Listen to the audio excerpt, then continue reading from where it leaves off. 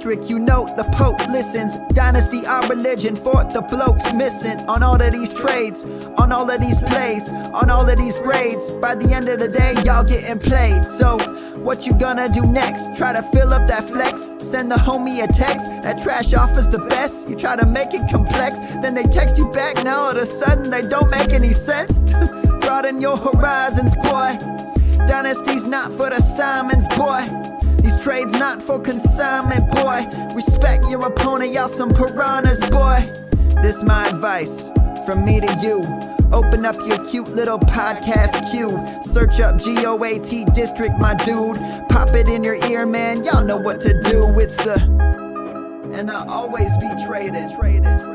And I always be trading.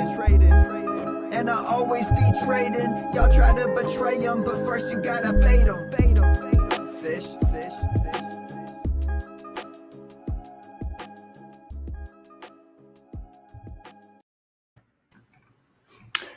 What is up, Fantasyland? Welcome to the district. We are back where winners come to hang. And if you're listening or watching right now, pat yourself on the back because you did good. You did good. Tonight, you are going to learn how to crush your Dynasty startup drafts. And I mean crush. I mean, we brought in the best tonight. It's that time of year. The drafts, startup drafts are just popping wherever you play your leagues. Hopefully you're on the FFPC with Dan and I. We got one tonight that's actually on the MFL as well that we're going to dive into. Dan, it's always a pleasure to join you on the weekly. An honor to talk fantasy with you, my friend. How are you today? I am doing well. It's I'm happy to just sit down in front of the computer actually for a little while today. It's been one of those runaround days. So as you can tell from the fantastic flow, I've been running in and out of the ring too. So I figured I would just treat all you guys to just, the magnificence of, the unkempt Dan. So I love it. I love it. The perm look, he's bringing back the old school. I love it. Yes. Yep. As they call it in showbiz. But look, man, we tonight is a special show. It's one of my favorite shows.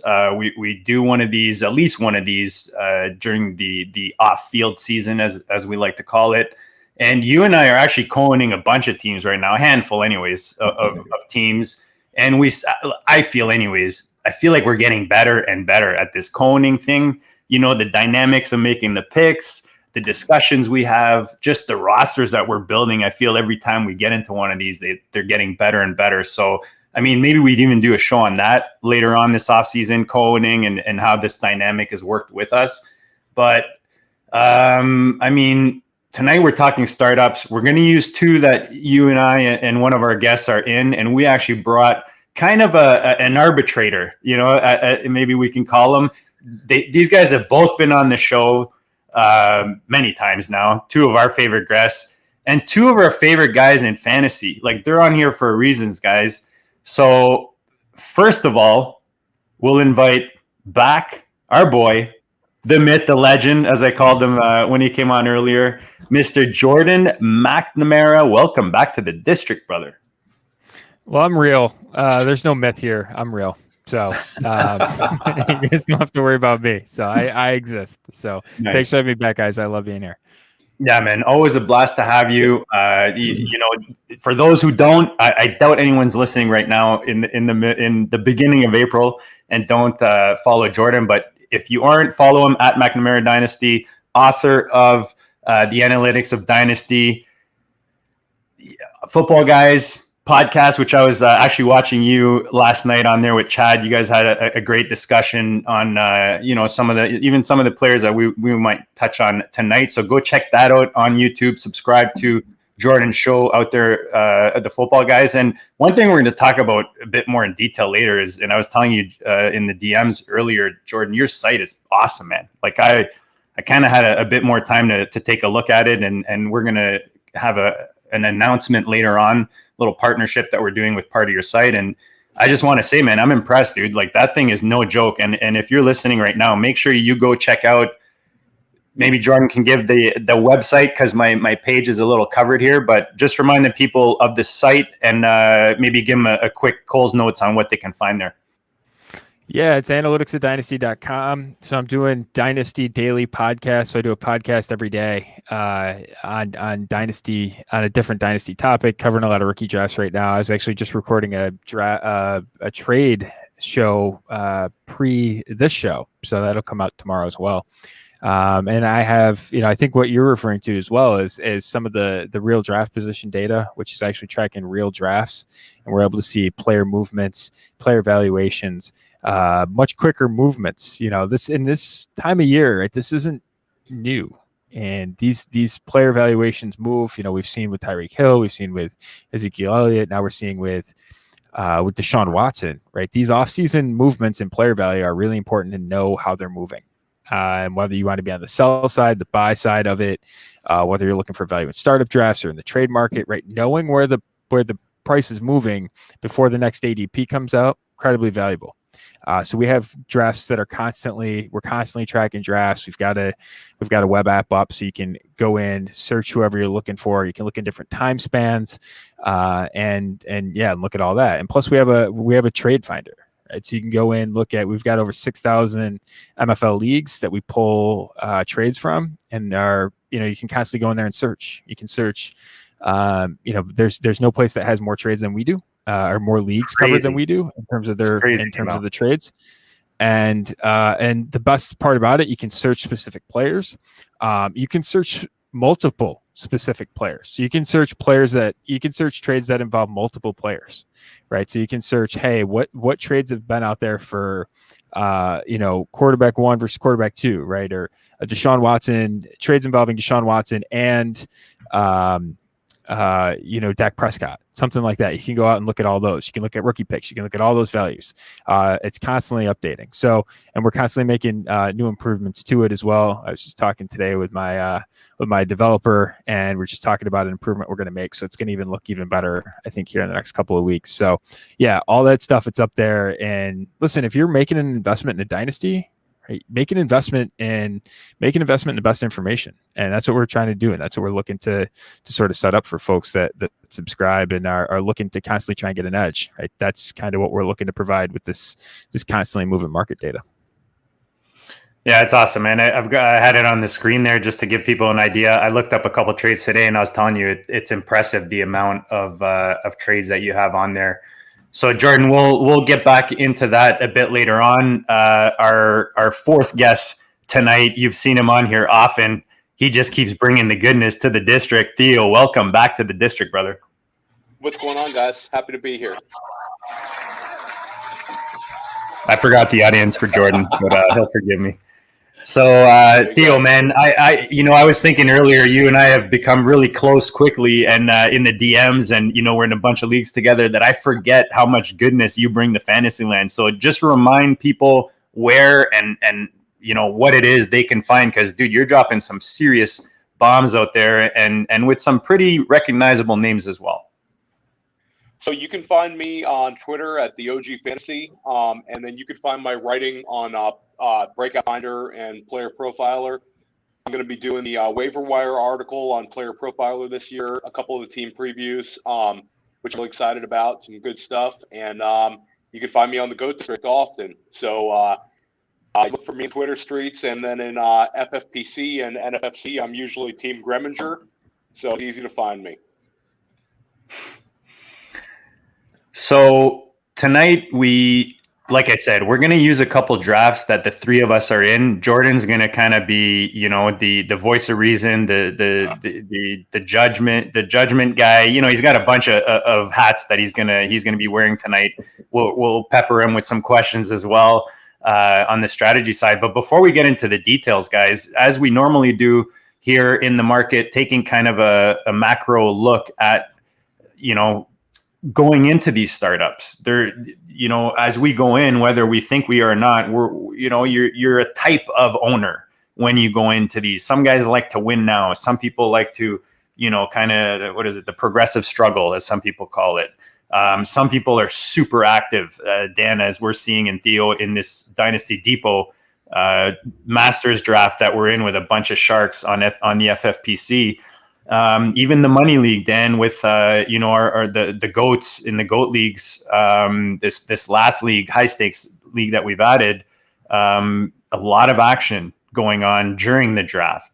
So I'll go to you first, Theo. We brought you in a little later, so we'll get you on the airwaves a little sooner here. But what kind of player are you? I got to say, the reason I want you on tonight is we've done some drafts together, and you always have one of my favorite rosters when I look at it. You know, once the draft's done, not to what's this blow smoke? Is that the yes? Blowing for? All right. blowing smoke up a particular orifice.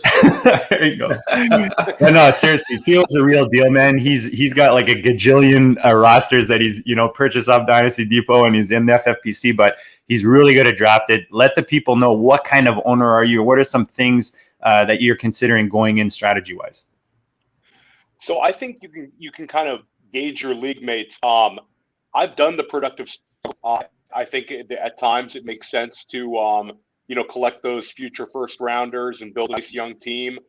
But I know, like, when we're in this Dynasty Depot draft, the Masters League, you've got half the league trying to get those 2022 firsts, it seems, and it ended up being one owner who traded for like 8 of them. So I don't mind moving up and trying to get a win now team. I think that's a fun way to do it. I have respect for the Apexes, and but I think at the end of the day, I want to win this league. So my goal with this draft was to try to get 3 picks in the top 20. I ended up getting 3 picks in the top 24, and ended up really liking my start. So I can go both ways. I think there's different ways to skin a cat in Dynasty, and you gotta kind of just stick to your guns once you start it. But I generally like a win now approach, mixed in with some younger guys, but I'm not afraid of the productive struggle. I think it's also a great way to win. So I can go both ways when it comes to my team builds. Jordan, we're in Trade Addicts 5 together. I think it's safe to say you're more on the progressive struggle side of things. Correct me if I'm wrong.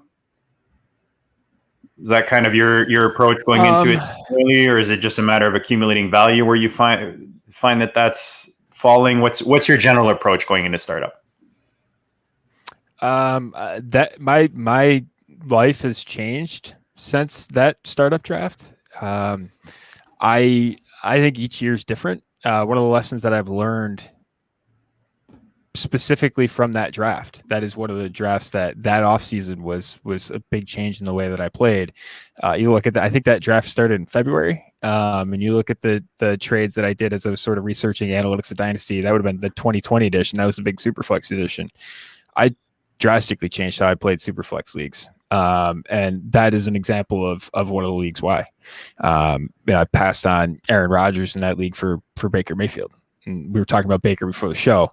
That was a mistake. It's absolutely a mistake. By basically any measure, it was a mistake. And so there was key mistakes that I made in that draft. Dak Prescott later. I mean, there are certain things that happened in that draft that I just can't quite forgive myself for. And I'm still paying for. So I think each year is different. Generally speaking, I think the idea of trading down and getting future assets is historically a good strategy.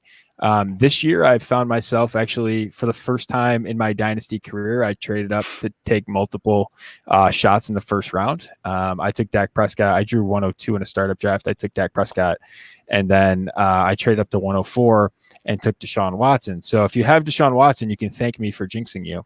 That was right before all the bad stuff happened. So, but I think this year, and as we sort of go further and further, it was always a value to trade down.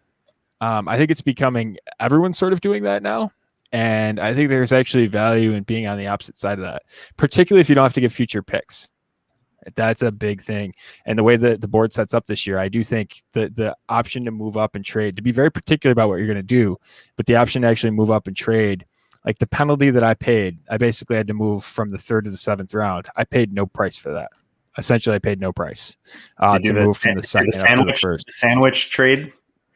Yeah, I traded whatever. So I had 102. So I traded 211 and 302 for 104 and 704, I think, something like that. Yeah. I call it sandwich because you got, the bread on the outsides and then the meat in the middle there. Yeah, and honestly, it's take your bakery reference, but that bottom piece, there's no difference, right? That's totally a very, very fresh piece of bread that you're getting in the 7th round. That is essentially no different than what you're getting in the 3rd round, at least in the way I look at the world. So I mean that there's a lot of value in that, especially if you want to go up and sort of pay the price to get one of the elite quarterbacks. And I did, and now I'm again talking about trades that I'm actually paying the price for now.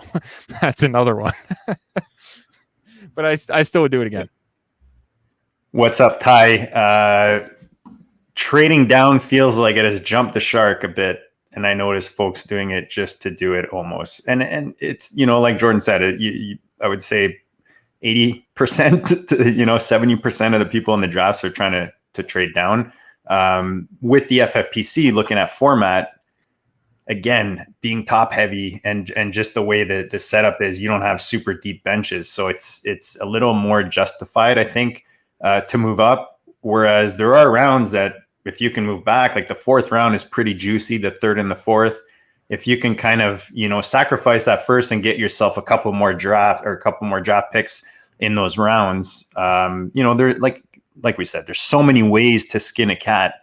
But I think it's interesting, Jordan, that the self-recognition and looking back and learning from what you thought, were mistakes at that time and kind of even changing your approach to the game, which is, again, formidable because you always want to be learning, man. You always want to be growing and changing and evolving. And if you're not, then you're probably doing something wrong. If you're still playing the same way you were 10, 15 years ago. Yeah. And so I actually did some look at this in the 2021 book. So I actually looked at, because I'm always willing to sort of look at something that's contrarian, and if it's there, there's probably value in it if it's right, and this is one of the situations that I absolutely have found some surprising data in. So generally speaking, I think the most common strategy is to try and trade down. And you see that in the data. I think it's 2, maybe 3 times more likely that teams are trying to trade down than trade up. And the interesting part is I basically broke it down into teams that were sort of in surplus of future 1st round picks. So they traded 4 future 1st round picks. So I called those teams in surplus, and I called teams that traded picks away in debt. And then the teams that didn't touch their future first, I consider them neutral. And what you see over the first 2 years of the league, the teams that actually traded away a future first, they on average produce a win more over the first 2 years of their dynasty, of that dynasty startup, than the teams that traded away their future first. So there's some caveats to that.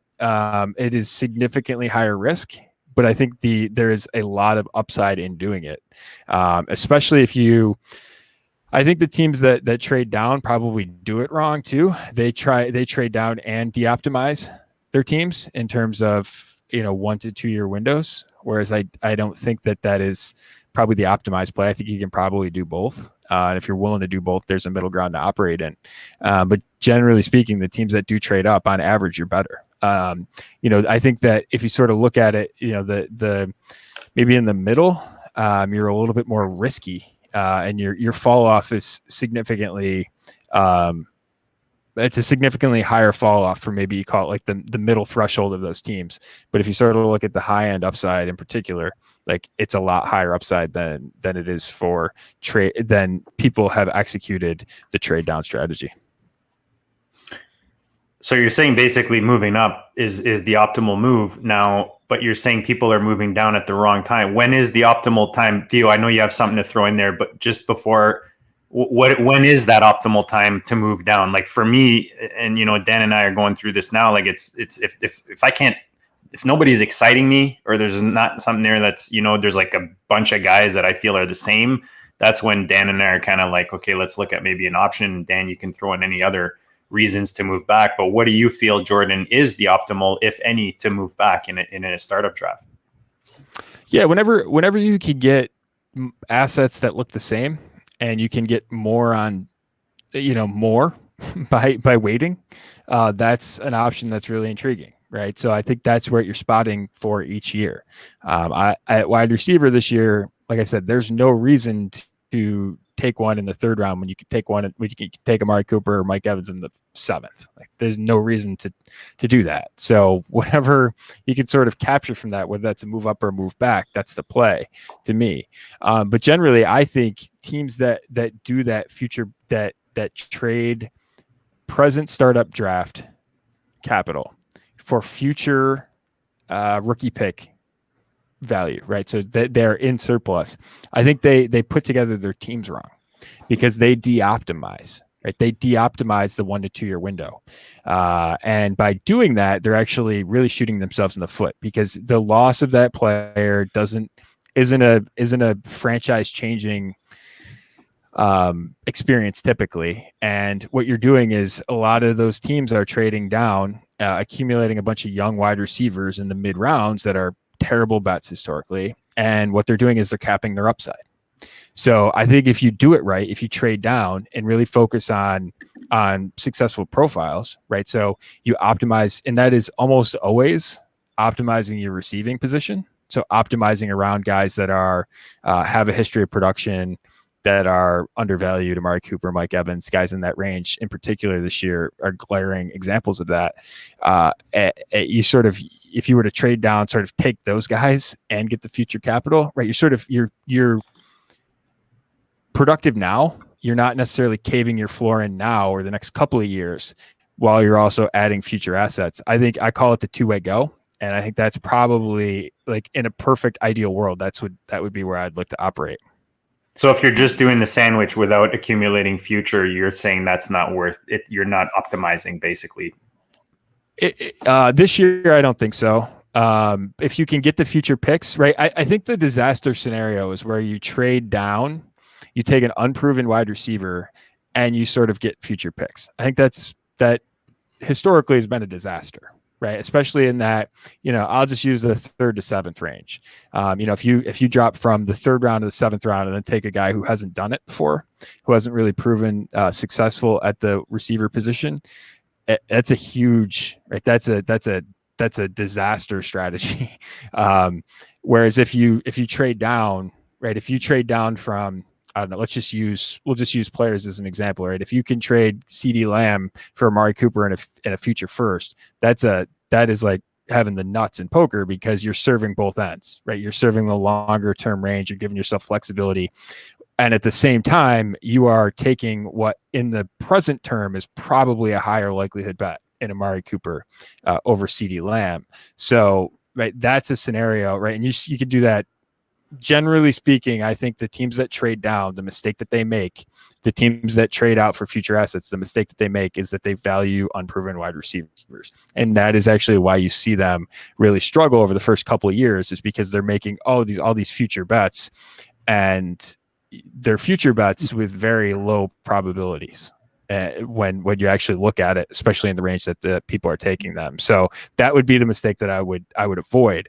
If I'm going to trade down, I want to take a high variance bet and sort of go with running backs, or sort of play it really tight at wide receiver with some proven guys, and then take the running backs, and then you can capture both outcomes.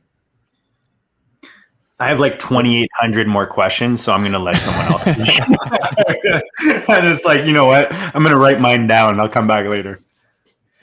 Yeah. So where do you see yourself focusing, Jordan, in the middle rounds of the draft? Like rounds, say, let's call it 7 through 10, 7 through 11, something like that. What kind of assets are you looking to pick up in that range of a startup? So historically, I would say that's a good range to. So I'm a big weight on quarterback guy historically in startup drafts, historically, Superflex startup drafts.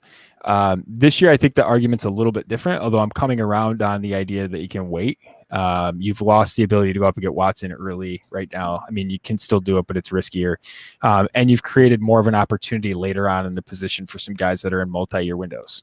So, in February, or January, it didn't look quite so good for Matt Ryan or Jared Goff, for example. Now I think it looks a lot better in the next couple of years. So that I think changes the position. That might look different in August, right? You might get guys who, like, you might get a Mayfield on an extension, right? That changes sort of that range of the position a little bit. Generally, I think at this point of the year, you want to be very selective in terms of the bets you're making, especially with premium assets. So I was sort of valuing the locked in quarterbacks at the early part of the calendar, and then I can sort of transition to that later. So, in August, I'm probably going to be looking in that range at in the quarterback range, 6th to 8th round. I think there's going to be value in there in startup and superflex startup drafts. Otherwise, I think that's, that can be tight end. You sort of look in that range. I mean, that range, just to give you an idea, Evans and Cooper are going like late 6th, early 7th round, somewhere in that range. And then when you sort of, you get Juju in that range as well. But outside of that, you sort of get into a range where you don't want to be taking a ton of wide receivers. You start to look at some of the running backs in that range as well. I think into, depending on the bet you're trying to make, I think there are some specific guys in the 8th, 9th, 10th round this year that make some sense. Woods, Lockett, right? Those types of guys. Again, guys that have proven it and done it. If you can get a tight end in that range, if you can get a top 6 to 8 tight end, I really like that strategy this year as well. And then running backs. I mean, taking a lot of running backs, especially outside the top 75 of drafts. I think I start almost all of my decision-making process with, I don't want to draft wide receivers outside the top like 80, 90, 100 picks of a startup draft. Every time I can avoid doing that, I'm plus EV. And so I'm just going to try and avoid that. So structure my entire plan around not taking wide receivers. So take them early and then be able to fill in the gaps at running backs is really my plan. Got it. So what do you do, like in the early rounds, we can either talk one quarterback or, assume we're talking if you're not taking quarterbacks. Are you more likely to take those premium running backs? Are you more likely to take those premium wide receivers and then try to put it together later at running back? How do you approach that aspect of it? Yeah, I think the scoring system and the roster and the lineup construction, all that matters. But generally in like a neutral setting, I would say I want to play the wide receiver position very tight.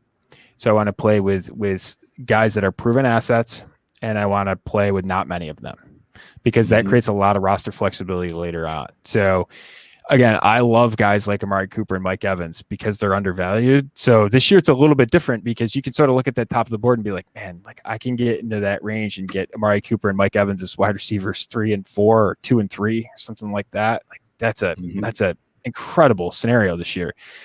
So I can maybe go a little bit earlier at the running back position than I could in prior years, just the way the market is allowing me to do that this year. So I'm taking that. Historically, I would say, I'd break ties in the top, the top 75, 80 picks of a startup draft. I'm breaking ties in favor of wide receivers.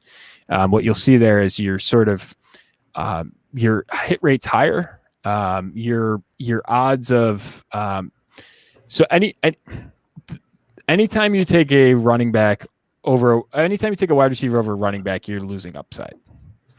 That's, I think, the easiest way to say it. The question is, how do I do that as few times as possible, right? Anytime I take a wide receiver over a running back, I'm losing value is the way I sort of think about it, as a shorthand way. The least value that you'll lose is early in a startup draft, right? So if I have to take them, I'm still waiting for a league where I don't have to draft wide receivers. But until that time, I'll take them early, and I'll just sort of understand the bet that I'm making. It's a safety, it's a roster construction bet, and then I can get 2 3-to-1 running backs to wide receivers on my roster as the draft goes forward. That's kind of how I'm looking at it. Again, this year I think you can splurge on a running back or 2 early with the idea of, hey, through the first 7, 8 rounds, I want to have 4 wide receivers, right? How does that look? Essentially, that's kind of would sort of be my baseline, right? If I can sort of get the top 8 rounds, have 4 wide receivers,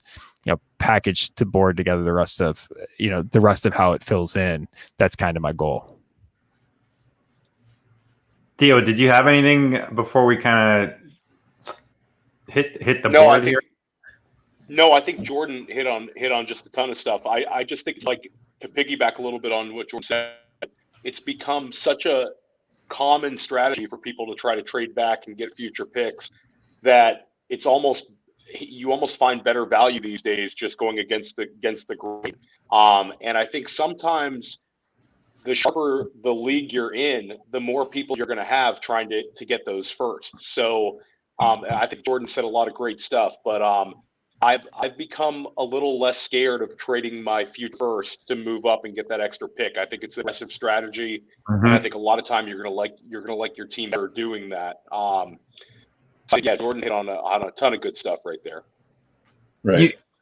You can always get it back, right? That first, it's almost like getting a guy on rental. It's like, that team that's going into the playoffs and they make that trade at the last minute just to get that rental player. They know they're not going to they're not whatever is a free agent or whatever at the end of the year, but that's that piece that's going to get you the ship. You know what I mean? So it's almost like you're kind of renting it. Look, you're not going for the ship week whatever later in the season. Your team breaks down for whatever reason. You can make moves. You can trade those pieces to get that pick back. And you keep talking about Evans and Cooper. Dan, Cooper is our wide receiver 3 on this roster that we've got up on the board. I know Jordan might not like the last pick that we made, but you know what? We have a pick on the clock right now, and we can kind of discuss it. But let's just start with this board. I knew we would not follow any show sheet tonight, so as much as I try to put one together, we are already way off. But Jordan is just dropping legit bombs. So if you just stumbled on this stream, or you stumble on it, in the next few days or whatever, you got to listen to this stuff, man. You can't go into your drafts without all this goodness, or all this goatness, as we can call it. So I don't know, Dan, you know what? You're like, where do you want to start on this draft right now? I know you've kind of started a bit asking about those early rounds. I really want to ask him, about the rookie receivers. That's kind of what I'm just from about a few minutes back when he was talking about, kind of putting your faith and your investment into those younger, unproven receivers. Are we talking like in a draft like this one, Jordan? Dan, I'm going to steal it and just start it off. You could take it next. And selfishly ask him about this because, we got to make a pick and I want to know where he's at. Like, this is a draft right now. So just so everyone knows, this is the Dynasty Depot Masters High Rollers Dynasty Draft on the FFPC, the greatest site to play fantasy football on. If you're not on there right now, it's myffpc.com. Go sign up. Tag Dan and I in the DMs or DM us, and we'll send you a quick link so you can get a little bonus action when you sign up. But Jordan, in this specific draft, the startup included the players, not the draft picks, because we haven't had the NFL draft, but it includes the players. It's a 1 QB tight end premium, and it's just a bunch of sharks, like a bunch of high stake maniacs in here. ADP is out the window from round one. My question is specifically going back to what you said earlier with the unproven receivers. Would you stay away from the rookie receivers in this situation, like in the 7-8 round, like an Elijah Moore type of guy that Dan and I literally just took at 805 or 806? Sorry, 804. So generally speaking, if you look at the ADP over the course of a year, so you basically take all the ADP for a player from January through August, and you sort of look at wide receivers. If you compare wide receivers of at the same cost, right? They're basically their entire offseason cost. And you say, all right, let's look at guys who have done it versus guys who haven't done it. And whether that's rookies, it's just the blanket, the guys that haven't done it. At the same cost, right? At the same startup draft cost, it's about, it's going to cost you about, basically about a half a win over the first 4 years of your dynasty startup. That's basically what you're expecting to lose by taking the guy that hasn't done it over the guy that has at least a top 24 seasonal finish. There's a couple of caveats to that, which is if you take someone right now, that's not to say where their dynasty startup draft is going to, where their ultimate ADP ends up, right? So if you're ahead of the market on a guy in the 10th round and you think, hey, listen, he's going to go earlier in the draft, he's going to end up being, by the time this thing's all said and done, he's going to be a 6th round startup pick. That projection ultimately ends up looking better from a market value perspective, from a production perspective, all of those things. Generally speaking, you're better off to take and this is one of the things with the arbitrage thing that we were talking about earlier, is if you can trade a guy that hasn't done it for a guy that has done it 4 rounds later in valuation, plus whatever that pick is, right? So I use the 3rd to the 7th as a comp, right? If you have a 3rd round startup pick that hasn't produced a top 24 seasonal finish yet, and you trade him for a future first and a pick in the 7th round, and you can pick in the 7th round someone that has done it. Their win share, right? Their WARP, their wins over replacement over the next 4 years is projected to be the same. Plus, you're getting the future asset. So that's how I think about it, right? Again, maybe is you said it was Elijah Moore you guys took, right? Yeah. Yeah, and so that can be, a couple of things, right? It can be, hey, he's going up, right? And there's other things to sort of value in it, right? As future market value as a preservation strategy. I don't typically do that, but I do think that there's there's an argument for it. I think it's largely random on it. To a large extent, it's random on how the market reacts to a player. Or our ability to predict that, I guess, is the better part. So I don't do a ton of that, but I realize that there's a value to that as well. There's an insulation perspective to a guy on his rookie deal, especially if you think he's going to be like a top, 65 pick in the NFL draft. Right. Yeah, exactly. That's kind of the way that we were aiming with that. We have a good mix of players, I guess I would say, from not very experienced to quite experienced. We've got Justin Jefferson, and then we took Waller and Tyreek Hill. Came back with Aaron Jones, then Amari Cooper. So we've got a nice mix. Yeah, our roster is up here right now. Lamar Jackson, so we're looking to, we've already traded away our 1st round pick, which I have no problem doing, our 2022 1st round pick, because basically, what you're doing is you're trading away uncertainty for certainty. If you trade away that pick for the right thing. Now, if you go and you draft, if I traded away that pick and then we drafted Elijah Moore with it, I think that wouldn't really be doing any good. But when you take that pick and you use it as part of the package that you're using to get, a Darren Waller or an Aaron Jones or something like that, that makes a lot more sense, because then you are buying some certainty with your uncertainty. And, as JD said, you still could get that pick back, but, basically you've it's the classic, do you want what's in the box or do you want the boat? With Aaron Jones, you've got the boat. This is what you're trying to get. The box could be anything. And it could also be something very crappy. So, those future firsts, you don't know if it's going to be a high first, a low first. The average future first has maybe a 50% chance of hitting. So you're trading away, this asset that's not even going to be good for a year. And then it only is a coin flip of actually panning out for you. And you can use that to help you, move up and take an Aaron Jones. That, to me, that makes all the sense in the world. So I just wanted to throw that in as well.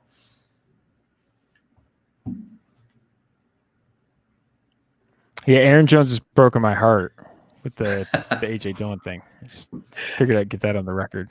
Yeah, I know, and same for us. I mean, JD and I, we have some teams with AJ Dillon. We just, not long before that happened, we traded Laviska Shenault for AJ Dillon, and that's probably going to be one that haunts us a little bit. But I don't think that's going to haunt you. Yeah, I don't think it's going to haunt you. I think it's still a good trade. Okay, well, that's still a good trade. We got the Jordan seal of approval on that one. So Jordan's who got me on the AJD train, man. I just dove deep into it. I remember last year That was a big topic on our shows, and he became one of my, especially when I saw him like play, man. I was just kind of drooling there. So I collected as many shares as I could, and unfortunately didn't pay off immediately in the sense that Jones is gone. But I feel the same way as you, Jordan. I think the opportunities are still there. Jamal Williams leaving.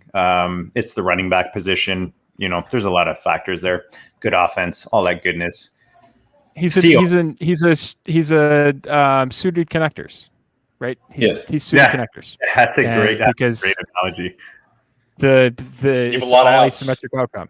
It's a ton of outs, and there's the ability to like absolutely take down an enormous pot with it, right? Like he's the type of bet that maybe the odds of it hitting are lower than it was, but there's a ton of outs, and the outs can be absolutely an enormous outcome. So I love those bets. I'll constantly make those bets. I'm always looking to make those bets.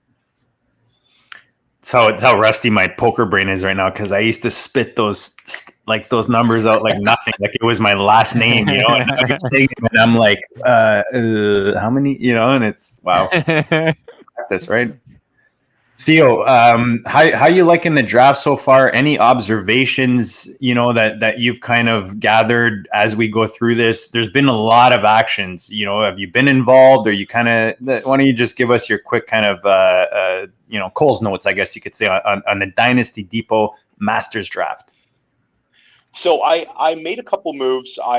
Pre-draft, I made a trade with to move up and get that 11 pick, which turned out to be Calvin Ridley, which I was very excited about. I think he gives me, short-term and long-term production. Like Jordan said, those wide receivers are very valuable to build around. And I also made a move as soon as you guys took Lamar Jackson. I really wanted to get Kyler Murray. I attempted to trade up with you guys. Austin Martin ended up trading up, getting Kyler Murray. So as soon as he took Kyler Murray, I went immediately to get Dak. In my opinion, it's a clear teardrop after Justin Herbert for the Dynasty quarterback. Obviously Trevor Lawrence could enter that equation, or he could be completely far away from it a year from now. But I thought that was a tier that I wanted to be in. And other than that, I kind of took the board as it came. I really wanted to make sure that I had two running backs. I understand that Dalvin Cook is a little bit kind of long in the tooth for a dynasty perspective. He's signed to a contract, and I think I could get 2 years production out of him at a high running back one production at least, hopefully more than that. And Nick Chubb, getting him there, I was very happy about as well.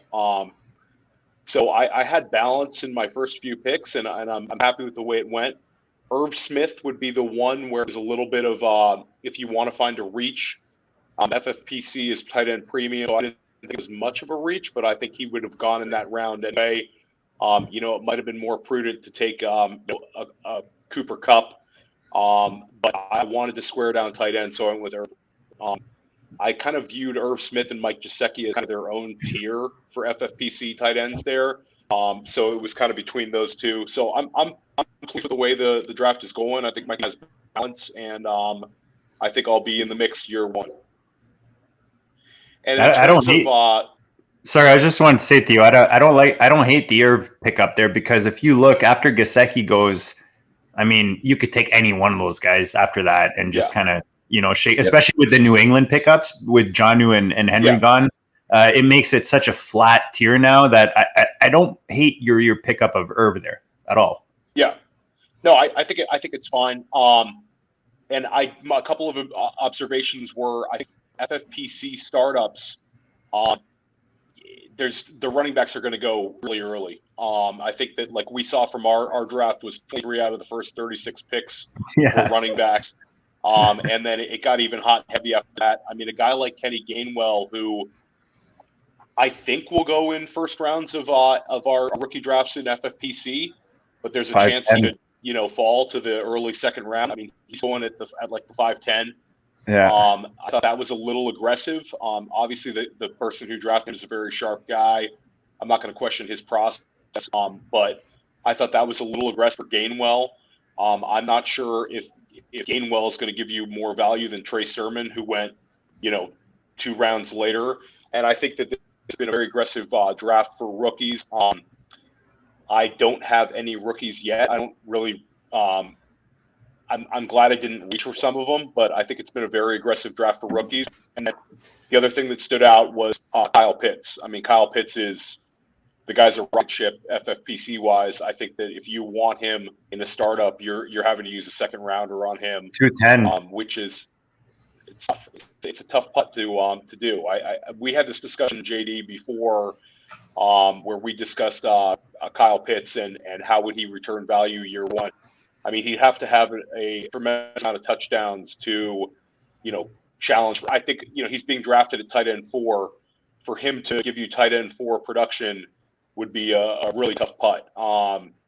So that stood out to me. And other than that, it's been a great draft. And I think people are taking shots on guys.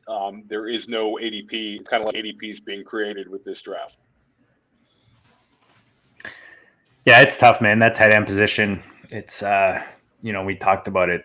It's I'm gonna sit on the sideline with Pitts and let everyone else kind of enjoy that. I'll go get him at a discount later on, and if he doesn't, I'm fine with it. With Pitts, that's kind of the analog to the discussion we were having before we went live about Trevor Lawrence. Yes, he is a perfect prospect, right? In a lot of ways, but that being a fantastic prospect is not in any way a guarantee of success. We've seen fantastic prospects, maybe not quite as good as Pitts, but we've seen some pretty fantastic prospects in past years, that just really haven't panned out that well. Evan Engram was supposed to be fantastic. We had David Njoku was supposed to be fantastic. You even get Howard was supposed to be fantastic. They were all 3 in the same draft. Even Gesicki as a rookie was supposed to be the next Terminator. He's a physical specimen, this, that, and right. Yeah. And then you look at, who actually hits, and you've got Kelsey, who, if you took him, you had to wait a year before you could even think about using him because he had foot surgery. You had Kittle, who was drafted in the 5th round. You had Johnny Smith was, what round was he in the NFL draft? He was 3rd, 4th, something like that. So Mark Andrews was drafted after Hayden Hurst, on the same team. Hayden Hurst was drafted in the 1st round. Mark Andrews drafted in the 4th round. So you can take your pedigrees, and they don't mean as much as you think they do. So I'd much rather, at tight end especially, I'd much rather take a proven asset, than somebody like Pitts, who, probably will perform pretty decently during his first year. But, I don't think he's going to do as well as Hawkinson. I don't think he's going to do as well as Andrews, Goddard, probably not even as well as Irv Smith, maybe not even as well as Mike Gesicki, right? There's just, you're paying a lot. You're not getting a lot this year, and you're just hoping that he turns into Kelsey or Kittle in future years. And I just don't think he can count on that. I like him more, just from thinking about the FFPC, I like him more as a guy you can take in a rookie draft and startup pick, because you lose so much value having to take him in that late second. If you're sitting at the 104, the 105, and you want to take him, I think that's great, and I'm probably going to do that with a couple of my teams. But again, it's like you said, you can wait and take Hawkinson. Think about all the running backs and wide receivers that are passed up for Pitts right there. So I'm very high on him, but you're talking about a 20-year-old tight end. You hit the nail on the head with that Kelsey one. Kelsey's about as good as it gets, and we had to wait for him. Gronkowski had a ton of touchdowns his rookie year. Ty makes the point of Jeremy Shockey, who had a number of touchdowns his rookie year. So, you're really banking on touchdowns. That's a tough way to go. Mm-hmm. Yeah, absolutely. And, there's there's no sense of certainty. I think what people are doing in this draft, and I think it's why we're seeing a lot of aggressive drafting of the rookies, is that pretty much all of us have traded our future first to BIP. So given That's so true, right? Like sometimes the answer is so basic and like just in your face. Yeah. Like he's got all the firsts, so we want to make sure we have youth. Like it's 1 Right. plus equals 2. Exactly. So yeah, Bip is sitting around with his 8 future first round picks, and we're happy for him. Bip's a sharp player. Don't get me wrong. And I don't know how he's going to use them. I mean, given the format, we're going to be cutting to 16 next year, and Bip's going to be real happy with his future, his 8 future first. And then we're going to get to the rookie draft, and if he doesn't somehow trade some of them away or combine them, we're gonna get back up to however many picks. I mean, he could have 30 players, but he's going to have to cut back to 20 players before the season starts. And yeah, he can move some of those into, still more future picks or whatever. But I think, that there's, I don't know. I don't know where the inflection point is. For me, it's probably about 3 future firsts. Past that, I don't necessarily want to go, just because then I'm pushing too much value down the line, and I've got too many wild cards. Yes, you can hit a Justin Jefferson, but you can also hit, some Jalen Reagors or whoever, who just haven't fired at all, and their value is, a lot. It's not being maintained nearly as well. So that's kind of where I'm at on that. No, I bring up like tons of awesome points there, Dan. I've got on the screen here the kind of the draft room, just because we're on the clock. Yep. We're already at 52. Like we could literally do a 4-hour show, guys. It's not even like we had 2 drafts to look at. We had a bunch of questions. We're gonna do like look at Jordan's site, and we were so organized. And then you turn on the red light, and now it's 52 minutes in, and we barely looked at the first draft. So we're gonna do this really quick, Dan. We talked about Elijah Moore that we picked in our. This is where we traded back. Actually, we picked up. I'm gonna put the draft board back on, but we traded back and we picked up 2. Is it 2 or 3 in the 8th? No, we've got 2 in the 8th at 804 and 806. So we picked up Elijah Moore at 804. We have a very win now type of roster. You mentioned Jefferson, Cooper, and. Who's our second? So we have Tyreek Hill, Justin it. Jefferson, Amari Cooper at wide receiver. We have Waller at tight end. We have Lamar Jackson at quarterback. And then we have Aaron Jones and Chuba Hubbard so far at running back. We just took Elijah Moore as our 4th wide receiver. So our bench looks like a team that traded their first away. You bang some youth. So right now we're at 806. We picked up Elijah as our 4th receiver behind 3 studs that will always start for us. And Dan, I don't know, like how are we going to do this? We've got a guy on the show here that's going to be picking. So here we go. How about this? Let me put up a different screen. All right. We've kind of talked about who we have. I'm going to show something that kind of shows who's available in a rough order of ADP here. Let's see. So I got a quick question for Jordan, just looking at the quarterbacks, because Dan and I were sitting on this one for a while.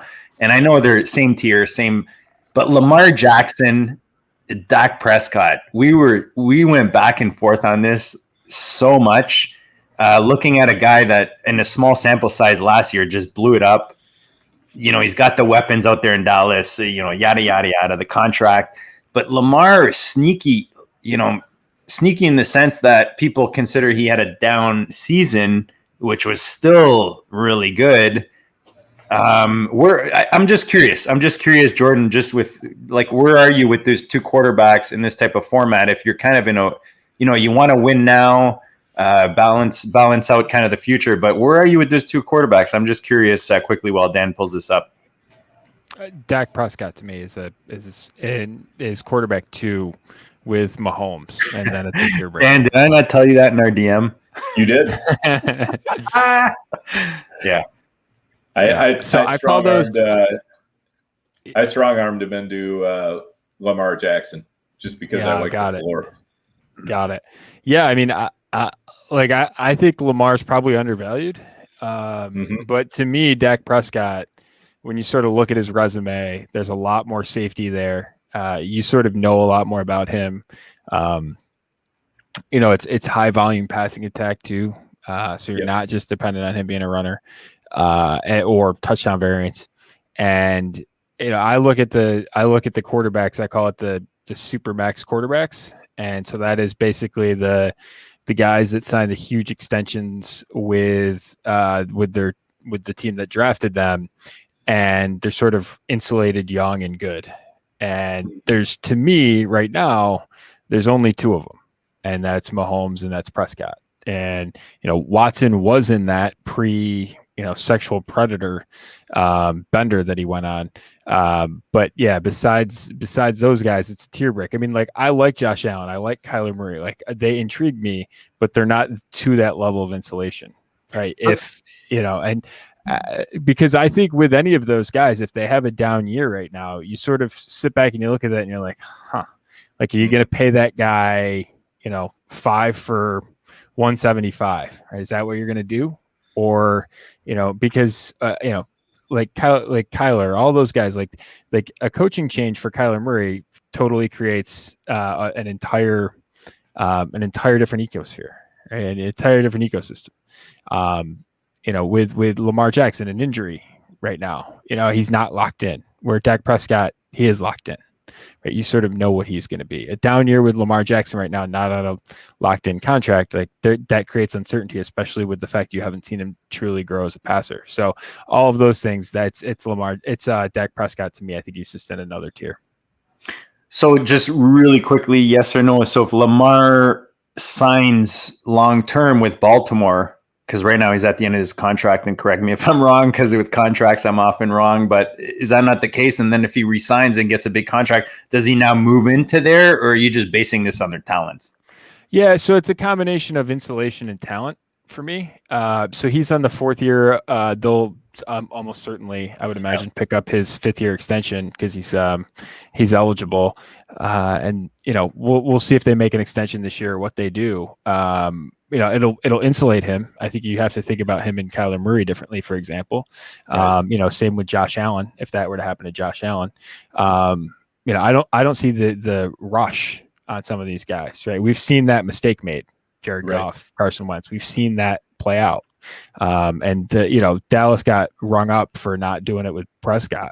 They waited, and they paid a little bit more, but they got a whole lot more certain about it too, and that's certainly worth something. So for me, I don't think Lamar Jackson, until he becomes a truly dynamic elite passer, that he's going to be in the Prescott level. Yep. Yeah. I see where you're coming from there. I think his, I look back at, the Michael Vick and Cam Newton type examples, where their ceiling is really, really high and their floor is very strong too. And that's not to say that they can't finish, in the bottom end of the, top 12 quarterbacks or whatever. They certainly can. But they're also one of the more likely quarterbacks to finish, up in 1, 2, or 3 as well, just off the strength of, what they can do with their legs, and if they even develop somewhat as a passer, I don't think all hope is totally lost for Lamar Jackson. He's at least got pocket awareness, and like Mike Vick. So there's something to be said for that. But anyway, getting back into our next pick, what I've done is I've pulled up, this is the running backs roughly by ADP, so you can see, who we've got sitting in front of us. We have right now just Aaron Jones and Chuba Hubbard at running back. So running back is definitely always going to be a consideration with us. And the way we're constructing our roster is very similar to what you've been talking about, Jordan. We're planning on going very lean and trim at wide receiver so that we can basically, pack the back end of the draft with running backs here. Theo, earmuffs, please. Earmuffs. Yes. No, it's fine. I'm good at predicting your picks anyway. So I don't think I'm just necessarily spilling state secrets. No, here. man, no. Theo knows we can see it from the way we're putting it together. So these are the running backs available, but we can still there are a lot of pretty productive wide receivers left. So we'll show those, like Julio still out there. And I wanted to ask Jordan actually about that, because this is something like, you get to a point in the draft where that this is where you need to pick up, let's say that you talked about those rookie receivers that you believe in, they're not getting past this round, or maybe there's that veteran receiver that's putting up like top, wide receiver 1, top 15 numbers regularly, but they're maybe getting closer towards the end of that career. So you got to decide right between those two. And I know it comes back to balancing the roster and all that, but where do you fall on kind of these older guys when you're deciding, because you're saying, maybe you don't want to invest on that unproven receiver unless you truly, truly believe that you're getting the value and all that. But what about these guys that, they've been there, they've done it, they're maybe on the back end. How do you fit that into your rosters, if at all? I think you have to understand the bet you're making. Right. So with the Julio Jones, you're probably not going to be flipping him. You're probably not going to be selling him at a. Oh, he's a lifer on your team. Yeah. Probably. Right. He's my 97 Grand Am. Right. When I had my 97 Grand Am with 190,000 miles on it, right, I couldn't trade it in for what it was worth to me because I had no other car. And so he's that. Right. He's probably going to outproduce whatever his cost is from here on out would be my projection for him. And so you have to understand that when you make the bet. I don't necessarily think it's a bad bet. It's probably an illiquid one, but that doesn't mean it's bad. You just have to understand that when you make it. Other guys, like you said, guys that are top 15 that are closer to the end. Like I was just looking and I was like, Brandon Cooks 4 rounds later than Odell Beckham Jr., which is just when you think about that for a second, like how many top 24 seasons has Brandon Cooks posted since the last time Beckham did one? Because it's multiple at this point, and he's going at a discount. It's pretty remarkable when you compare those two guys.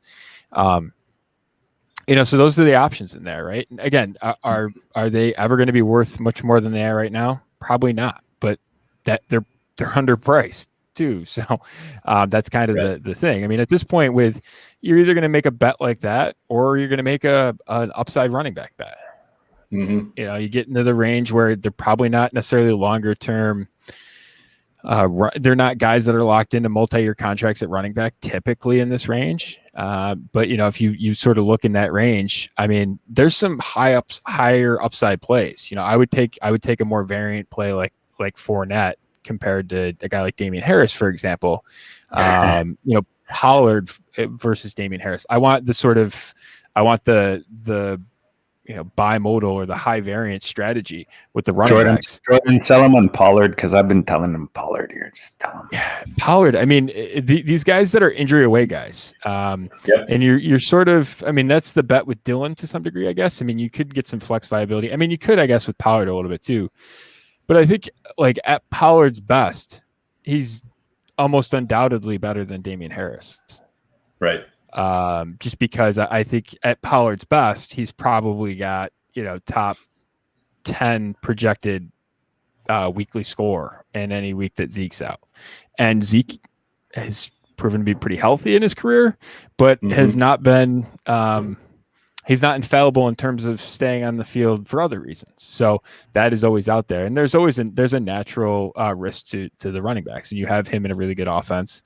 I think that's a pretty high upside bet. And you look at some of these other ones, so Fournette's the same way. It's funny that Ronald Jones is going ahead of him and, 2 rounds ahead of him by your data. And, that's for Fournette's probably going to come back and be the touch leader, especially the receiving guy. That's an interesting one. And then I look at the other guys too in this range, and I look at catch me some high range of outcomes guys. I mean, that Raheem Mostert and Jeff Wilson are fascinating to me in terms of. The problem is we own so many shares. Dan loves those guys, so we're just keep leveraging it. Just keep leveraging it. Just keep. I know JD doesn't like to get into that hammer like 100% market share, but I am not afraid. I'm going to run right towards it. I don't go over 35%, man. I have a rule, it's like 35-40 is my max. Give me, you'd be alarmed at some of my exposures on some of these guys. Oh, you're like the Shiva. The Shiva goes like 89, man. If he believes, he believes, he's not walking the walk. He's running that walk. Yep. Yeah. I had Gio at like 84% market share last year, just because it was like I was getting him outside the top 200 of startup drafts, and and that cost. I'm like, how do I not? He's vastly outperformed his value, like crushed it in terms of what he did last year compared to what his cost was. And if he never plays another down, which I don't think is going to happen, but I think he could find himself in a similar situation. But yeah, I love those asymmetric bets. So those are the types of bets that I'm making in this range, generally speaking. So I'm avoiding a guy like Zach Moss just because I don't think he has difference making. What's his best case scenario? Right, he's like a running back 2 projection in a week, and what's Mostert's like? Mostert could finish in the top 10 of the position. Is that a likely outcome? No, but it's absolutely a possible one. Those are the types of things that I think about. And this is a range too where the hit rate isn't super high. What round are you in right now? Is it 8th? I think it was. I couldn't see it. Okay. So you're sort of looking in that range. I mean, you're looking 40%, something like that. I mean, that's kind of what your hit rate would be. Yep. That's a pretty big. Those are some. If you're going to get like some good top 12, top 15 juice in that pick, like that's pretty interesting. So I like those asymmetric guys in that range. Yep, that makes sense. All right, I just threw it up here. All right, so Dan, we gonna do this live on air pick right now with at the 8:06. I feel like we've given Theo like so much ammunition here. That just the amount of information he's gathering here. He's just sitting back with his popcorn, taking notes. I'm just taking notes, man. So, JD, are you still thinking about the guy that we have not mentioned that we were thinking about before, or are you moving in a different direction? I don't feel any more decided. Like, it's one of these where it's hard to kind of talk about this right now on air with our boy Theo in the house and maybe some other leakers out there just hiding behind the bushes, peeking, trying to stick the glass against the door and get any piece of information they can. But are you still on that piece that we talked about? I'm kind of leaning maybe a little bit of a different way. I mean, it was a way that I was looking at before, and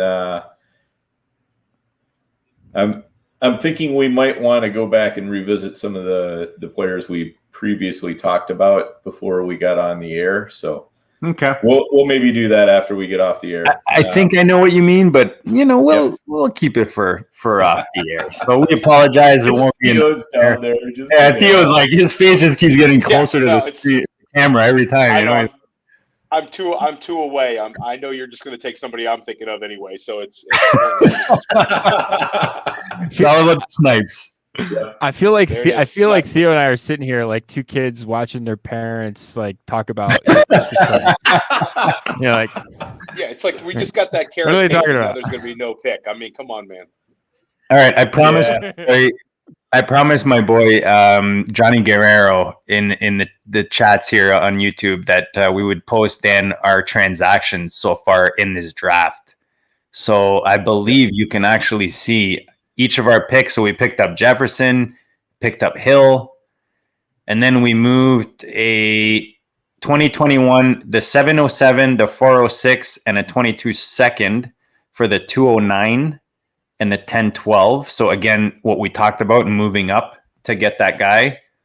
We picked up Aaron Jones and Darren Waller, and then we traded away the 1406 and our first rounder for the 504. Dan, who did we take at 504? 504 was Amari Cooper. Picked up Cooper. Next trade we made is we received the 602 and the 511, and we sent 606 and 507. Yep. So that was one of your sandwich deals. That's right. That's right. And then we came back here with our boy Austin. We traded the 511 and 806, and we picked up, again, a little sandwich deal, picked up the 709 and the 604. So we moved back about 5-6 spots, and then moved up almost a round. And then again, another trade. We traded the 604 and the 10-12, little sandwich move, picked up 2 picks, which we're at right now in the 8th, 806 and 804, and picked up Amari Cooper, like you talked about, Dan, and our boy Lamar Jackson, which we decided to take over Prescott, which, I'm still fine with it, man. I got Prescott in enough places. We're here to win, and Lamar is he's just a fun guy to own, man. You know what I'm saying? So Johnny Guerrero, there you go, brother. There's our lineup of moves that we made so far in this action-packed Dynasty Depot Masters startup. Right. And one of the things we were doing too was, after we picked up Cooper, we had 3 wide receivers. We were kind of waiting for the quarterback run to start. We already had a good tight end, so we didn't really need one of those. There wasn't really any good running backs that we were interested in available. So we felt like we were kind of waiting for the quarterback run to start. So, and we felt like the value was pretty, it was going to be pretty much a step down pretty quickly after Theo took Mike Evans. Then, I thought the wide receivers were a step down. So I didn't really want to be grabbing a wide receiver there. And we had the other positions covered. So we just kind of kept trading back until we got to the point where like, okay, yeah, I think if we take Lamar Jackson now, we're going to start a quarterback run. And, that's pretty much what happened with Jalen Waddle sitting there in the middle of it. But, Yeah. It was just like we were kind of waiting for that point where we're like, okay, if we take a quarterback now, we can make some dominoes fall. And then, when our next pick comes around, we're that much closer, because we're already covered at quarterback and other people are going to be taking those quarterbacks instead. Yeah, you kind of want to push those other positions down that you're not necessarily looking for. Right. All right, guys. Look, like I said, man, we could do like a mini series, like those Netflix, they got those special mini series that come up on the reg. But Jordan, man, it's always a blast having you on. Before we kind of exit this and do all that kind of segment of the show, I don't want to miss on this because we will be using as the official trade finder on the show. You talked about it a bit. You touched on it a bit with regards to, I'm going to try to pop it up as I'm chatting here, but with regards to just the amount of trades that you're pulling in, I think you said something like 6,000 leagues on MFL. And I know just myself, kind of using tools like this, the volume is definitely a step above what I'm used to. So I definitely appreciated that. Why don't you just, again, remind the people where it's at, what they can find on there, and maybe you can walk me through it as I try to pull it up. Yeah, so you can find it at analyticsdynasty.com. You're looking on the draft database there up on the top, further to the left on where you're looking right now. A couple more to the left. There you go. Right here. Yeah, up on the top of the screen there. And so you can go through and you can search. And I think one of the I love to see what the market is doing. I love to see how the market's reacting. Some really nice features about this. You can sort by, there's one of the best parts I think about it is when you can search by player, or you can go in and just sort of just scan some of what's going on. And as you'll see right now, there's actually we figured out what's going on. There's some one player deals with nothing else on the other side. There's actually dispersal drafts going on that are showing up as trades. So we're going to work on. So I'm going to jump in, Jordan, because I clicked Yeah. on this most traded. I thought it was going to show, maybe the most active, but this is pretty cool. This is literally showing you the most active players right now and the amount of volume that's moving. Am I correct? Yeah, so this is this is using their baseline in terms of where they're at, and how frequently they're traded, and this is over the last I think the default settings the last couple of weeks here. I think it's 15 days in terms of what their volume is over what it typically is. So you'll see, I mean, no surprise there. It's Deshaun Watson's number one, Jalen Hurts number two. It's actually changed in the past day. Brandon Ayuk, well, I tweeted this out yesterday. Brandon Ayuk was the most expensive, or was the biggest uptick in terms of his trading volume among non-quarterbacks. That was, I think, as of yesterday. So Chase Edmonds has just jumped up above him. You see some of the other guys, and these are the guys that are in on some high level debates too, right? And so there's some movement in their value. There's a lot of different reasons for their movement, but I love that feature because it tells you, hey, listen, if I'm on a particular side of this, like this player might be accessible in your drafts. Just the default, you can scan through and just see what's going on, right? You don't even need to search for a player. You can just peruse through and just search hundreds of trades. Just scan. So is this showing the most recent trades if you don't put a player in? Yep, it's just showing the most recent trades, and you'll see they're all from today, Awesome. Including some dispersal drafts where there's a couple of guys in there just on their own side of the trade. So, but yeah, you can just go down there and see, what's going on. It shows you the format, and then you can get more selective if you want. You can get selective on, the passing touchdown amount, whether it's tight end premium or anything like that, super flex, non-super flex, your starter formats in terms of wide receivers and tight ends. You can search by all those things and break it down if you really want to, and just see what trades are going on, who's going where, and all those. So if you can search in, like you just searched in CD Lamb, like you can see just a couple days ago he went for 105 and 108 in a super flex draft. Yeah, in a super flex league. I'm curious to see if I can find my CD Lamb buy on here with Juju. Yeah, is it on an MFL? Is it on an MFL?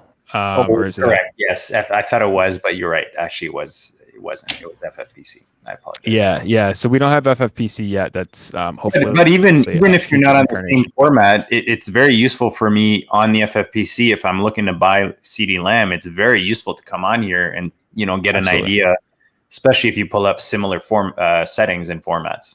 Yeah, absolutely. And if you search in there too, like if you click off of CD Lamb and just put in 101, right, you can just search the pick. So, nice. Awesome. if you just search, you can just type in, there you go, and you can search 101 and see sort of what else is going on. Oh, that's huge. Some That's super helpful this time of year. Maybe someone's not experienced with such a high pick of high value. They're not sure. Maybe they do want to move them, or it gives you a good idea of what's kind of going out there in the market at this time with that value and that pick. Yeah. So there's one just a couple days ago, Deshaun Watson and Juju for 101 in Superflex. I think it's 101 in Superflex there. And you'll see mine populate tomorrow probably when it reruns the script. So so those are all the options for you, and it's there, and you can constantly see it and just keep looking around and perusing, search different players. One of the best parts about it too is you can search multiple players. So you can search, hey, what are trades for, if you're trying to piece together an idea of hey, I want to trade Deshaun Watson, and here I want to get back, quarterback X, right? What trades have they gone in together? And if you can search both players. Oh, you can pull up both players. That's awesome. Yeah, you can search both players. And they have to be in trades together for them to populate. But you can search for specific ones to see sort of what's there. Just to kind of kick, just to highlight that, like, this really fits well with our whole pivot technique, right? Because you can put in the two players, the guy you want to pivot from and the guy you want to pivot to, and you can literally get a bunch of examples of trades with those two guys involved, and that just makes it so much easier. So that's definitely something I know I'm going to probably be using moving forward.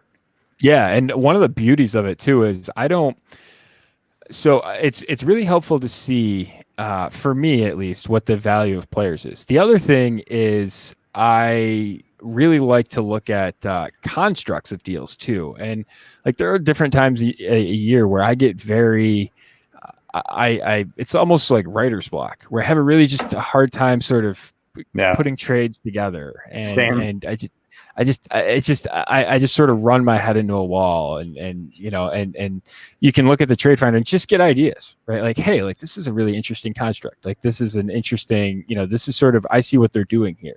And so I'm going to do like a weekly podcast here after the trades, just pick some random trades and just talk about them. And just because I think it's really, it's pretty, it can be pretty valuable in just seeing what other people are doing in terms of actual trades and actual leagues and some of the constructs that they have. And that's just without even searching the players.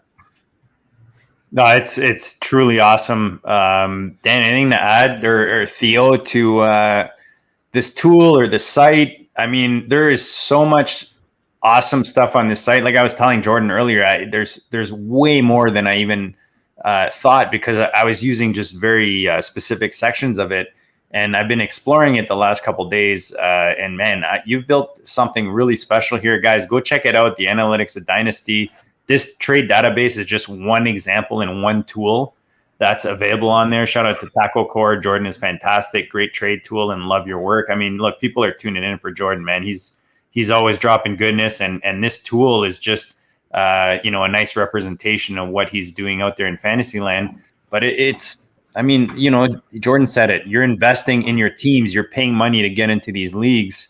It only makes sense to invest in you becoming better and getting an edge, which is what you're hoping by, listening to our show on the weekly basis and going to sign up for a site like Jordan's and follow what he's doing out there. Dan, anything to add, man? Your hair is just like, it's just holding really well. Beautiful. It's slowly expanding as we. The flow is the tie. We gotta get one of those fans, like the pro wrestlers come out somewhere. It's like blowing their hair up. Like, we totally need one of those for this. Perfect. I'm working on getting the tights too, so you can look forward to that. Oh yeah. You know what, you got to get in that what's that FF Fit Club. We definitely need you modeling some tights in that. Get some squats going on camera with the wrestling tights on, Dan. Let's really amp this thing up. Yeah, I mean, at this point, I'm afraid I probably look like one of the more, the bad guys with the beer belly and the before. Use the before picture. Yes, I'm one of the guys who just stomps around the ring and makes silly faces, and then it almost beats the good guy 6 times before finally succumbing to whatever chokehold. So Dan, before I order you an extra small goat shirt t-shirt to send you for this photo shoot that we're setting up, our boy Taco, man, he really wants a pic. Yes. What are you? Are you the guy you're talking about? Does I sent you a DM, so check. Did you? Twitter, check your Twitter DM. See if that's the thing that you're thinking about. I'm pretty sure I know who you're talking about, but I'll just confirm that without. For those who don't know what's going on here, Theo is one of our biggest competitors. Yeah, so we can't. I'm in the hole can't right tip our now. hands too much. I'm 2 picks behind. Yeah, that's who I was thinking about, Dan. Same thing. Were you? Should we do that one? Nah, fuck. Just go ahead, man. All right. Hey, we call it in Quebec la fournette. La fournette, mon homme. Is that the pick is in. We are taking with the 806 in our third running back. We are taking Leonard Fournette, running back. Leonardo Bay Buccaneers. All right, there you have it. There you go. There you have it. We I don't hate it. The first in history. I don't hate it. See, we took a Canuck, the last running back in Chubba, the Maple Chubb, as I'm calling him right now, until I think of something better or someone at Viridian comes up with something better. But I kind of like the Fournette. I don't know, man. Between the Fournette and Rojo, and this can be a whole other show.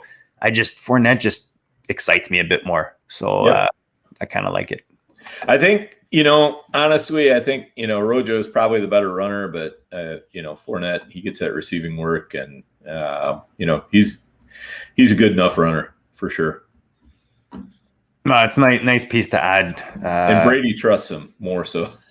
Rojo, the frustration in Brady's eyes when he looks at Rojo sometimes is just, it's too much to ignore. All right, Jordan, you're being praised in the chat. You just keep bringing the goodness. We are honored to partner up with you and the Trade Finder app and your site. Remind the people all about the goodness. Anything you want to drop or promo, and we appreciate you, brother. We always appreciate you. Well, I appreciate you guys. I appreciate you being on here with you guys, Theo, as well.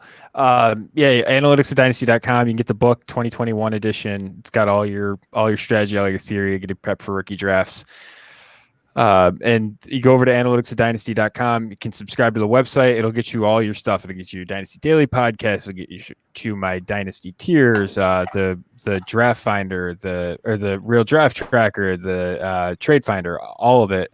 I have a group me as well over there, so you get your different tiers in terms of your memberships. Hey, listen, if you just want the trade stuff, and the Draft Finder, go ahead and get an apps. It's the AOD app subscription over there. It's monthly. It's $5.99, and that'll get you all your trades, all your access, everything in terms of all the apps that I have in terms of your draft position and your Trade Finder.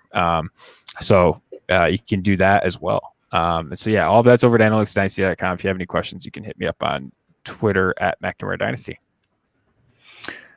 No brainer, guys. $6 a month for the goodness. Yeah, man. It's especially now we're not. I don't know. Up here, we just literally today they just another stay at home order, aka lockdown, aka I'm in hibernation again, like I've been the past few years. So it's not like I'm going to Starbucks to spend that $6. So I mean, it's a no brainer, right? To send that to Jordan and kind of squeeze him for the goatness. Theo, I've been abusing your time these last few weeks. Dan is out there on vacation. He's getting his hair permed and who knows what else, getting tattoos. I don't know what he's doing out there in Minnesota, but you've been a champ, man. You've been coming on the reg. I see you on other shows. You're just all over the place, dude. You're awesome, man. And we love having you on. Remind the people where they can find all your goatness, all your greatness. And that's it, man. Give him a little adios before we close it out. No, I love being on the GOAT District. It's awesome. I love talking football with you guys. It's tremendous. Jordan, you were great tonight. Just tremendous stuff from Jordan. You can find me on Twitter at the OG Fantasy, and you can find my writing on Player Profiler and BreakoutFinder.com. I'm gonna have a write-up of in with Dan and JD, this Dynasty Depot's Masters Draft. I'm working on that now. So hopefully, something's up there on one of those two sites shortly. You will you'll see me on the streets, the GOAT District streets, and Player Profiler, Breakout Finder.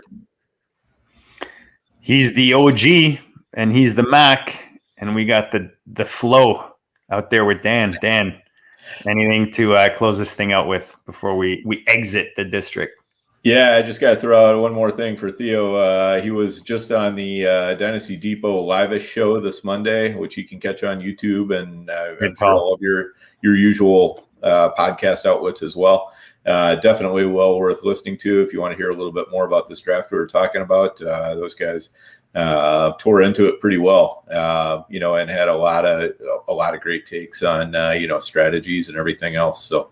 Very, very much worthwhile listening to that as well. And you can catch our boy Theo there too. So, and for us, I mean, I'm knee deep in startups. I had to slack off on the best balls while I'm doing the startups because, I have other things in life that are coming at me a little bit fast right now, but hopefully those will slow down. I can get myself wound back into some best balls as well. I am out there on Twitter. Feel free to catch me at the Overhyped Sweeper. And, if I don't look quite the same as I normally do, that's because, my Baylor Bears won the national championship. I totally forgot, Dan. I totally forgot. That was going to be part of my intro, man. I got so distracted. Dude, congrats. That's huge. So yeah, you're gonna see my Twitter feed is a little bit full of Baylor propaganda, and it'll be that way for a week or so, and then I'll get back to normal. So well deserved, man. That's a huge. You guys are like the New York Giants of college basketball, man. Come on, breeding that undefeated season, and taking down the Patriots. Yeah. I mean, it was pretty fun to beat the Zags. I really thought that was going to be a close game, and it just really wasn't. So, it was as shocking to me as anybody. No, congrats to you, man. I totally forgot about it, so I'm glad you brought it up before we closed it out, because it's like you hang up the phone, you're like, I should have said, that kind of thing. So, I mean, you can see the gear right behind me here, so there you go. There you go, Mr. Alum over there of the new champs. And we'll give a quick shout out to our boy Brian, Ty, Johnny Guerrero, Taco Core in the chat tonight, just being super active with us. We appreciate you guys. And we appreciate you guys tuning with us on the week, man. We keep trying to bring topics and bring shows that'll help you guys be better in your leagues and stay ahead of your league mates, and we hope we're doing that. If there's something we haven't touched on that you want us to hit on, let us know. We've got a huge rookie draft, the ultimate rookie mock, that we're going to be doing at the end of the month, kind of going into the FFPC rookie draft season. We're going to have a bunch of goodness on there for that, fully loaded show. And man, we got a loaded guest list right now. I can't think off the top of my head, but I'll tweet it out for you guys. Make sure you tune in on the reg. We appreciate you guys. Press the subscribe button, that like button. Press that thing if you appreciate the show or any of the goodness we're giving. And we didn't do a good job tonight, Dan, with our partners, our sponsors. We mention them, but usually we do a little commercial action in the middle. So quick shout out, FFPC, myffpc.com, literally the best site to play fantasy on. That's kind of what we stuck on tonight. Is a league we're playing on there. They've got best ball, dinos. They just launched the redrafts right now, early bird action to get in on the $500,000 and get some bonuses if you sign up for that. So check out the FFPC. Dynasty Depot we talked about, man. If you're on the FFPC building rosters or dynasty rosters like Theo, buying, selling, you can do all that on the Dynasty Depot this offseason. Make a little cash, a little profit that you can reinvest in your fantasy football portfolio. Am I right, Theo? Is that that's how it's going on over there? Absolutely. You got to keep an eye on the depot. What's up? Nice. I love it. I love when you come in and show me a new orphan that you're looking to buy on the depot. Guys, tonight was awesome. These strategy talks are always my favorite shows. Jordan, I mean, anytime you come on, it's just like gold. It's just gold, man. I just love everything you bring to it. The personality, the knowledge, the whole deal. Theo, always a blast. Dan, love the flow. Love you as always. And we'll talk about our next pick coming up in these startups. And guys, we appreciate you as usual. We'll check you all on the later.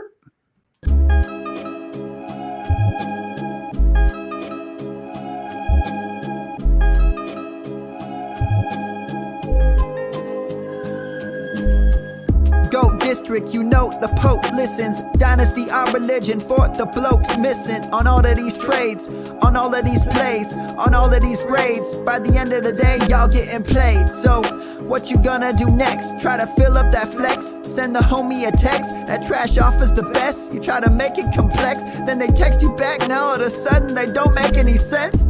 Broaden your horizons, boy. Dynasty's not for the Simons, boy. These trades not for consignment, boy. Respect your opponent, y'all some piranhas, boy. This my advice, from me to you.